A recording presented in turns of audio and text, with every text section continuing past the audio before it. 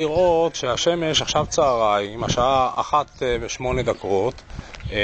שזה בעצם צהריים, ואפשר לראות את הצל שהוא נמצא, השמש נמצאת כמעט במצב זנית, זאת אומרת כמעט במצב שהיא מעל הראש. אפשר לראות את הצל שלי, תסתכלו כלפי מטה. הצל הוא קטנצ'יק והוא ממש, השמש כמעט ממש מעליי. זה אומר שהרעידת אדמה ביפן, תסתכלו על הצל של המכונית הזאת פה, אפשר לראות שהוא מתחת לאוטו ממש, שאין צל כמו שהיה קודם.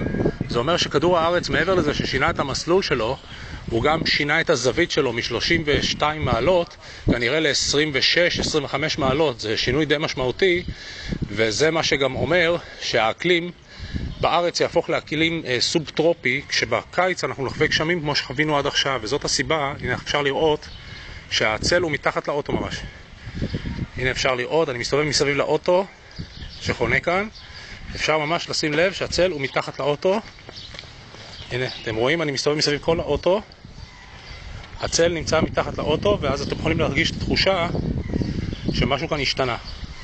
הנה, אני מצלם מסביב לכל האוטו, הצל השתנה לחלוטין, כדור הארץ שינה את זווית הסיבוב שלו, כמו שאמרתי, מ-32 מעלות למשהו בסביבות ה-25-26 מעלות.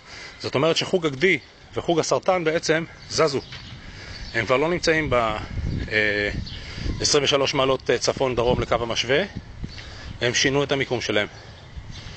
כתוצאה מהרעידת אדמה שהייתה ביפן, במכה אחת ענקית, כדור הארץ שינה את הזווית שלו, זווית הסיבוב שלו, זווית ציר הסיבוב שלו.